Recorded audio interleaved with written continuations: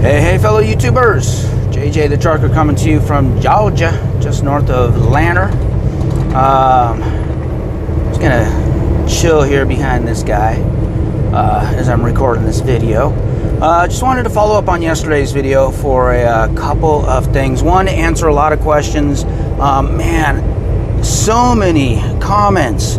Woo! So many comments on that last video and so many views.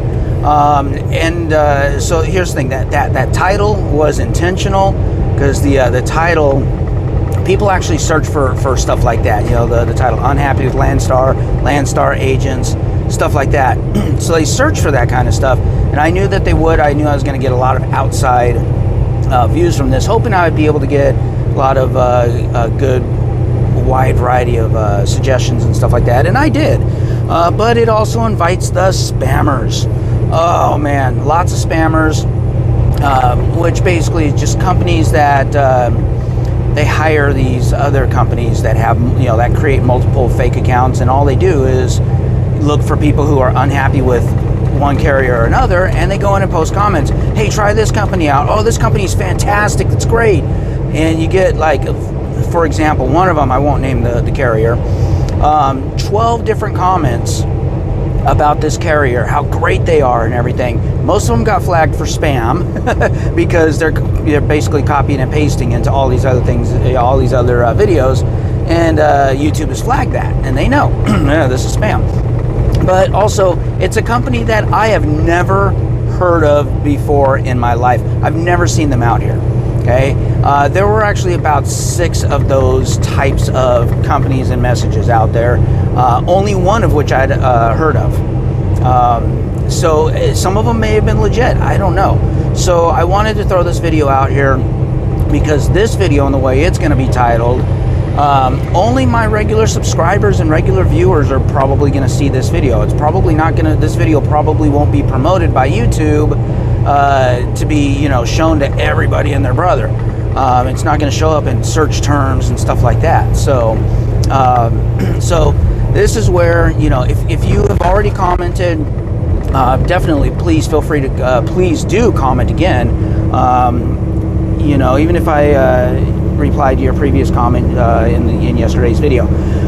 But I do want to answer some of the questions and go over some of the info and stuff like that. So, first things first, please do not contact Landstar to get my contact information because you want to talk to me.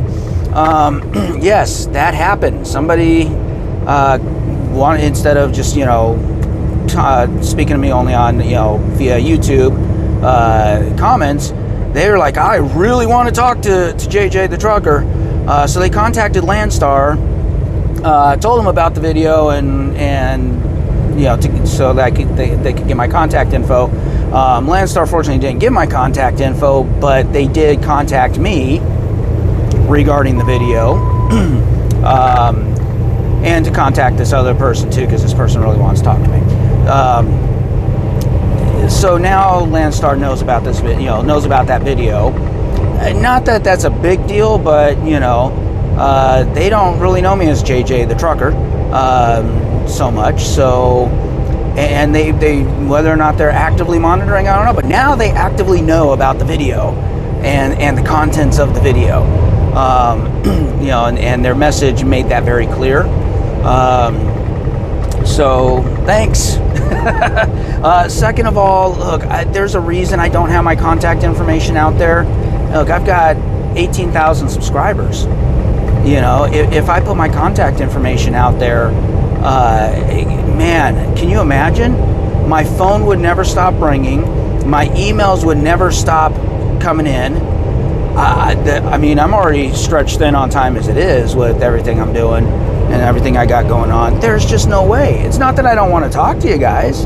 You know, it's just that there's just no way that that's possible. And if I do put my info out there, obviously the spammers and the telemarketers are going to get a hold of it, and that's it. I might as well just throw the number away, throw that email address away, start over, brand new, fresh. And I don't want to do that. So that's why I don't post my contact information out. Also, I came from 20 years working in a cubicle, being on the phone all day long, every single day. If I don't have to be on the phone again for the rest of my life, I'm fine with that. I am perfectly happy with that. I'm sorry, but I just do not like talking on the phone. I mean, it's bad enough I got to talk to my family still on the phone. No, I love my family, love talking to them on the phone, usually, for the most part. I do. But yeah, everything else, I'm not a big phone talker. But I do enjoy communicating back and forth via the YouTube messages. So if you got something, definitely throw it in there. And I do my absolute best to get to every single comment that is put out there on YouTube. So definitely, please. Let's see. So to answer some of the questions, some of the more common questions that I got. First, the most common, so you're going to go back to Prime, or why don't you come back to Prime? Go back to Prime, go back to Prime, go back to Prime. Lots of them go back to Prime. Even a lot of people saying, go back to Prime and I'll use your referral code next week. Things like that. Like, oh man. Look, Prime, I'm very happy that Prime is a good fallback option. I really am. I left them on good terms, and if push comes to shove, sure, I may go back to Prime. But they're a great fallback option, but they are a fallback option. It would be a fallback. They don't pay as well. There are other issues, other restrictions. The governed speed. The not being able to see loads, kind of being stressed about what's my next load going to be? What's my next load going to be? Or okay, I got this load. Is there anything better out there, or is really this the best load? I don't have that visibility. I do like being able to choose my own loads because, I look at the load board and I'm like, oh, here's a load, but and it's a load that my fleet manager at Prime would have given me, but for whatever reason, the delivery time or the whatever, I'm just not interested in taking it. So I keep looking. It may be on the back burner. I may still end up taking it, but I at least keep looking to see if there's something better. And I can really look at the whole picture and choose the load that's best for me. Now, granted, I call and, oh, sorry, that load's been covered. But, that's all right. So yeah, I don't want to go back to Prime because, again, a fallback option. But, hey, again, if push comes to shove, I will. Prime was still all right. As many of you commenters said, I was happy with Prime. For the most part, my videos were definitely happier. I didn't have too many issues with them. I was still making good money. And they do everything for you. I mean, all you got to do is drive. Take the load that they give you and drive. It's very easy. Very easy. But again, you got the pay issue with that, so you got to take the pay cut. That was number one. Number two, the various. Hey, why don't you try flatbed or tanker or intermodal? A lot of suggestions for that. A lot of companies that do suggestions for companies that do that kind of stuff. And to be honest, no, I'm not interested in doing any of that stuff. Dry van is where it's at. Reefer is good too. Thing that I have found with reefer, and I may not have the complete information because it hasn't been that long yet. So take this with a grain of salt. But it seems like the majority of the reefer customers go with a major carrier because of food safety and they want to protect their product, so they'll go with a major carrier for liability and safety reasons, as opposed to going to a one-off or somebody who has a small fleet. So the majority of those loads are going to Prime and Knight and CR England and those guys. Not all of them certainly, but the majority. So that really narrows down or reduces the amount of loads that are available for smaller companies. And I've checked that out on the load board on Landstar's load board, because my initial thought was, hey, reefer is stable, and it is, especially when the economy goes down, when, let's say something crazy like a major pandemic hits and the country shuts down. What kept going? Reefer, because everybody needs their food, their medicines, their chocolate, and their beer.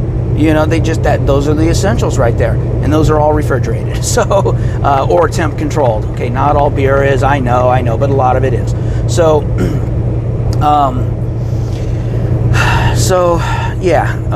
reefer is stable. But when I look at the load, the plan was to hold on here. Somebody next to me. All right. We're good. All right, so the plan was for me to, be at Landstar, get a reefer trailer, because you get a higher percentage of the load if you have your own trailer, especially if you have your own reefer trailer. But looking at the reefer loads, there's not a lot of reefer loads out there, at least not through Landstar's, and I think it's, as I mentioned before, the reason. So, all right, that's a loud truck right next to me. Purdy, big old Pete Longnose. Ooh, he's rumbling. Purdy. All right. So where was I? So so at least for right now, I'd probably just stick with dry van. It's going well right now. Dry van has its advantages and disadvantages, and I'm fine with all of that. So let's stick with that. All right, next. A lot of people, let's go with the California thing, because my family's in California. I keep mentioning I want to get back to California. Some people had mentioned, well, why don't you just, work for a company out of California, whether it's one of the ports, doing a dedicated route, stuff like that. Look, the only reason I want to go into California is to see my family. The goal is to go into California, see my family, and get out of California. Okay? I'm sorry, I do not like being in California as a truck driver. And I know you're like, Mo, you're just a hater of California. You probably, have those politically based names for California like people do. No, actually, no. I do, but I'm not going to mention it. But not the one that you guys hear all the time. No. Anyways, that's besides the point. No, I grew up in Southern California. I loved being in Southern California until I moved out of Southern California and realized how, and then to other parts of the country, and then especially being a truck driver, to see how great this country is. And California's not a part of that, especially as a truck driver. California and Californians hate trucks. They loathe trucks. Everything from the AB5 law, which lots of restrictions. The emissions laws, they get very restrictive on that, which, look, I'm actually, okay, maybe they're a little too restrictive. I'm fine with that to the point because, I do care for the environment. I am one of those people. But yeah, their restrictions are heavy, and they don't have enough parking at all. Most of the parking, just about all the parking you're going to find in California is paid parking, unless you're in the outskirts. There's just not enough parking there in California. Traffic constantly, terrible drivers that do not like trucks, 55 miles per hour, and that's one of the reasons they don't like trucks, is because we're so freaking slow. Well, we're slower than a Prime truck. I mean, that's the only state in the country where Prime actually is going the same speed as everybody. So yeah, it's not advantageous. Rates going into California are not that great. Rates coming out of California are really good, but it balances out anyway. So it's like, why? The only reason I'm going to California is because of the family. If my family wasn't there, then I don't think I would. I mean, maybe periodically, pop in, pop out. Some areas in Northern California for produce are too bad. No. All right, so California, doing that. Oops, sorry about that. That's just going to be a no. All right, let's see here. What else? What about regional jobs? dedicated routes and stuff like that. No, to me, that's just boring. It's great if you have a home and you want to be home time all the time.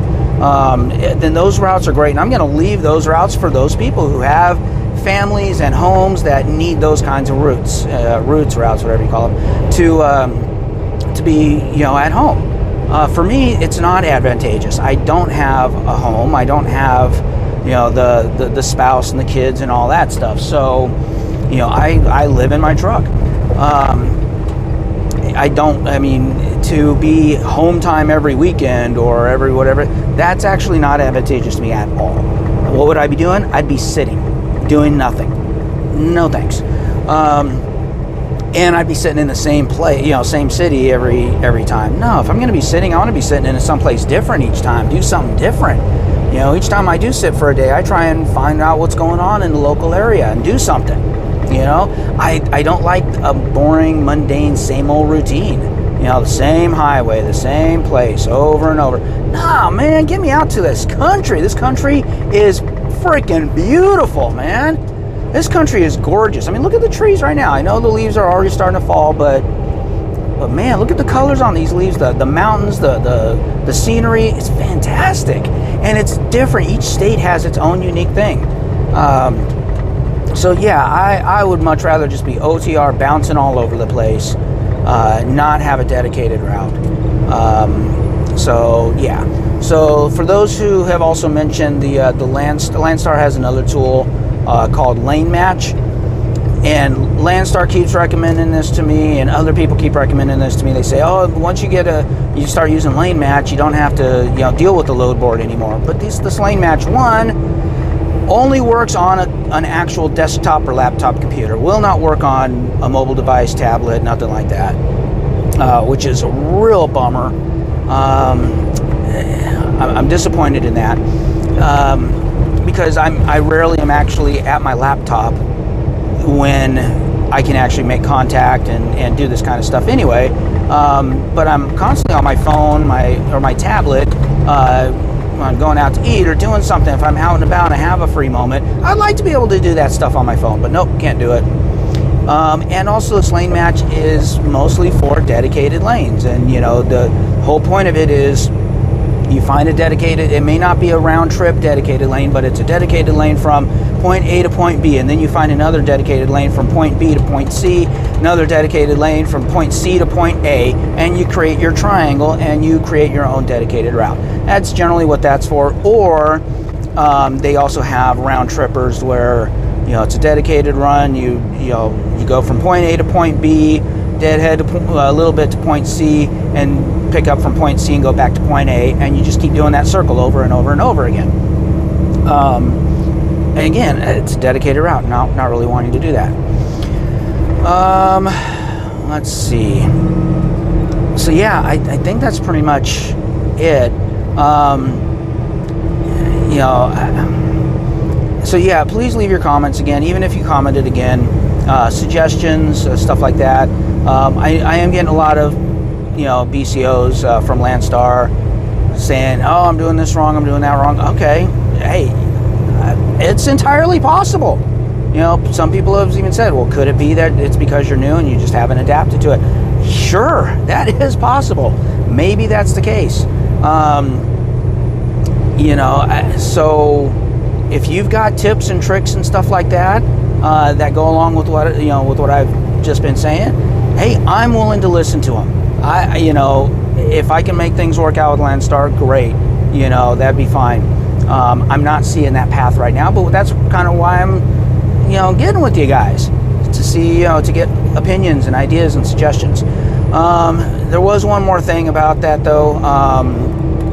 Let's see. Oh, so I did get a lot of comments and confirmations, and this was good information, saying, hey, if you go out to the regular load boards like the DAT board and all these regular open load boards that people with their own authority. Oh yeah, let's talk about authority here in a moment too. Those load boards are pretty much the same. You got duplicates, you got things that have already been covered. None of that's different. So it's the same. So I'm not going to eliminate that problem by leaving Landstar. Okay, all right, I understand. I get that, and it makes sense. You know, it does. But here's the thing. 35% of my line haul goes to Landstar. A big chunk of that goes to the agents and their load board maintenance. Okay, I'm paying extra so that I can get a good working, good functioning load board. If Landstar's load board is going to be no different than the other load boards, then why am I paying the extra? Why am I paying 35% of my line haul to Landstar if their load board and their agents are no different than the regular load boards and dealing directly with the brokers? Answer me that. Okay, Landstar, it's not like Landstar does a whole lot. I mean, with Prime, you know, it was 28%, you know, and Prime did a lot more for their 28% than Landstar does for their 35%. Now, granted, again, apples and oranges right there. You know, 72% of a much lower number because of double brokering with Prime.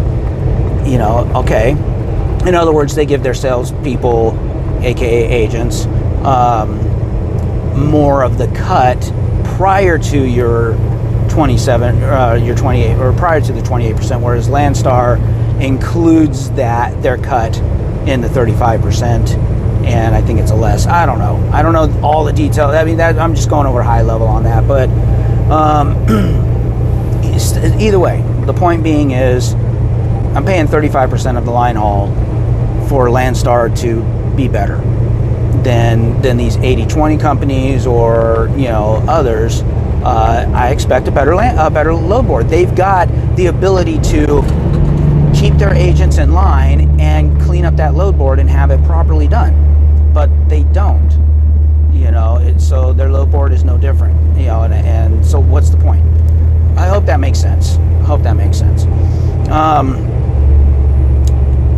All right, so a lot of people have also said, hey, why don't you get your own authority? Well, look, that's a big step. That is just a really, really big step. There is so much involved in that. I just don't know. You know, I would definitely want to have my own trailer first. Because if you don't have your own trailer, then you're either leasing a trailer or you're doing what they call power only. You're hauling other people's trailers. And I've heard so many issues with that. You know, the truckers that have terrible looking old beat up trucks, you know, that look like they're living in poverty. Those are the guys doing power only, it seems. Again, I could be wrong on that, but I've looked at the power only loads on Landstar's board, and they're not all that interesting.